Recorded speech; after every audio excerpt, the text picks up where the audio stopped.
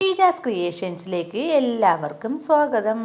ഇന്ന് ഞാൻ വന്നിരിക്കുന്നത് നമുക്ക് ഗ്യാസിൻ്റെ അളവ് കറക്റ്റാക്കി എപ്പോഴാണ് തീരാൻ പോകുന്നതെന്ന് മനസ്സിലാക്കുന്നതിനുള്ള ഒരു ടിപ്പും പിന്നെ അതുപോലെ തന്നെ ഗ്യാസ് നമ്മൾ തറയിൽ വയ്ക്കുമ്പോഴത്തേക്കും വരുന്ന ആ ഇരുമ്പൂറൽ മാറ്റുന്നതിനുള്ള ടിപ്പുമായിട്ടാണ്. അപ്പോൾ നമുക്ക് വീഡിയോയിലേക്ക് പോകാം. ഗ്യാസ് വെച്ചിരിക്കുന്ന കബോർഡിന്റെ അകത്താണ്. കബോർഡിന്റെ അകത്തുള്ള ആ ഒരു ഭാഗത്താണ് ആ ഒരു ഇരുമ്പൂറൽ പോലെ ആ സിലിണ്ടർ വെച്ചിരുന്നതിന്റെ ആ ഭാഗത്താണ്. അപ്പൊ അത് നമുക്ക് ക്ലീൻ ചെയ്യുന്നതാണ് ആദ്യം കാണിക്കാൻ പോകുന്നത്.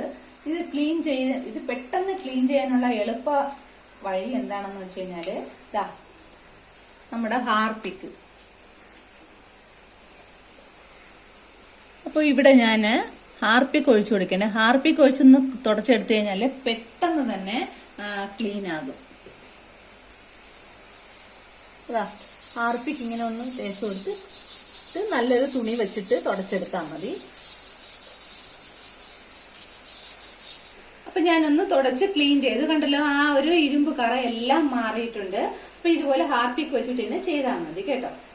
ായിട്ട് കാണിക്കാൻ വന്നത്, നമ്മൾ ഈ ഗ്യാസിന്റെ കുറ്റിയെ കൊണ്ട് വയ്ക്കുന്ന സമയത്ത് നമ്മൾ അരിയൊക്കെ വയ്ക്കുന്ന ഇങ്ങനത്തെ കവറുകളുണ്ടല്ലോ, ഈ ഒരു സഞ്ചിയുടെ പുറത്താണ് നമ്മൾ ഇതുപോലെ കൊണ്ട് വയ്ക്കുകയാണെങ്കിൽ നമുക്ക് ഈ പറയണ ഇരുമ്പൂറലും ഇതൊന്നും വരത്തില്ല. ഈസി ആയിട്ട് നമുക്ക് ഇത് തന്നെ വെക്കാൻ പറ്റും, ഇരുമ്പൂറല് പിടിക്കത്തില്ല.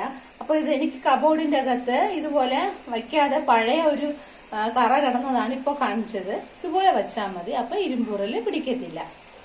ഇപ്പൊ ഞാൻ 2 സിലിണ്ടറുകൾ എടുത്ത് വെച്ചിട്ടുണ്ട്. ഇതിലിപ്പം ഈ ലെഫ്റ്റ് സൈഡിൽ ഇരിക്കുന്നത് 4 സിലിണ്ടറാണ്, റൈറ്റ് സൈഡിൽ ഇരിക്കുന്നത് ഞാൻ ഉപയോഗിച്ചുകൊണ്ടിരിക്കുന്ന സിലിണ്ടറാണ്. അപ്പൊ നമുക്ക് ഗ്യാസിന്റെ അളവ് നമുക്ക് കറക്റ്റ് എത്ര ഉണ്ടെന്നൊന്നും നമുക്ക് അറിയാൻ പറ്റത്തില്ല.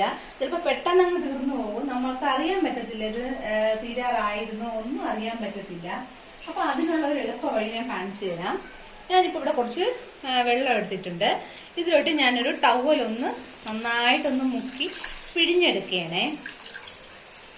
അപ്പം എന്നിട്ട് ഞാൻ ഈ 2 സിലിണ്ടറിനും മേളിൽ നിന്ന് താഴോട്ടൊന്ന് തുടച്ചു കൊടുക്കാം.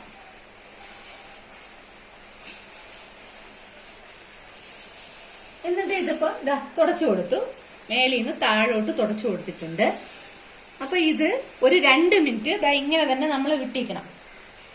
ഇതില് ഒരു കാര്യം നമുക്ക് വ്യക്തമായിട്ട് അറിയാൻ പറ്റും, ഇതിപ്പോ കാലിയാണ് ഈ ലെഫ്റ്റ് സൈഡിൽ ഇരിക്കുന്നത്.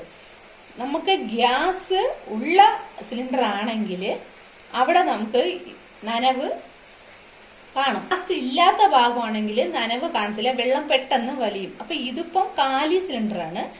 ഇതിപ്പം ഞാൻ ഉപയോഗിച്ചുകൊണ്ടിരിക്കുന്നതാണ്. 2 മിനിറ്റ് കഴിയുമ്പോൾ അറിയാൻ പറ്റും ആ ഗ്യാസ് ഉള്ള ഭാഗം എത്രത്തോളം ഗ്യാസ് ഉണ്ട് ഇല്ലേ എന്ന് നമുക്ക് കറക്റ്റ് അറിയാൻ പറ്റും. 2 മിനിറ്റ് കഴിഞ്ഞായിരുന്നു. അപ്പൊ ഈ ലെഫ്റ്റ് സൈഡിലിരുന്ന കാലി കുറ്റിയില് ഒട്ടുമേ നനവില്ല, ഫുള്ളും ഉണങ്ങിപ്പോയി. കാരണം അത് ഗ്യാസ് ഇല്ലാത്തതാണ്. അതുപോലെ ഇവിടെ വന്നിട്ടാണെങ്കിലും ഇവിടം വരെ എനിക്ക് ഇതിന്റെ ഒരു നനവ് ഉണ്ട്. കാരണം വെച്ചാൽ ഇതൊരു പകുതിയിലും കുറവാണ് ഞാൻ ഗ്യാസ് ഇത് ഉപയോഗിച്ചിട്ടുള്ളത്. അപ്പൊ ആ നനവ് ഇവിടെ തന്നെ ഉണ്ട്. അതിന്റെ അർത്ഥം എന്ന് വെച്ചാൽ അത്രയും ഗ്യാസ് എനിക്കിപ്പം ചെലവായിട്ടുള്ളൂ, ഇത്രയും ഗ്യാസ് ഇവിടെ ഉണ്ട്. അതാണ് ആ നനവ് അങ്ങനെ നിൽക്കുന്നത്. അപ്പൊ ഇതിൽ നിന്ന് നിങ്ങൾക്ക് അറിയാൻ പറ്റും നമുക്ക് ഗ്യാസ് തീരാറായോ ഇല്ലയോ എന്ന് നേരത്തെ കൂട്ടി നമുക്ക് വീട്ടമ്മമാർക്ക് അറിയാൻ പറ്റും. ഇപ്പൊ നമ്മള് ഗ്യാസൊക്കെ നമുക്ക് കൊണ്ടുവന്ന് ഫിറ്റ് ചെയ്യുമ്പോഴത്തേക്കും ചിലപ്പം ഒരു സൗണ്ട് ഇങ്ങനെ പൊയ്ക്കൊണ്ടിരിക്കും. അതായത് നമ്മുടെ ഗ്യാസ് ലീക്കിംഗ് ആണെന്ന് മനസ്സിലാക്കാം. അപ്പൊ അത് ആദ്യം നമ്മൾ ചെയ്യേണ്ടതെന്ന് വെച്ച് കഴിഞ്ഞാൽ ഇതിന്റെ അകത്തോട്ട് ഈ ഹോളിന്റെ അകത്തൊരു വാഷറുണ്ട്.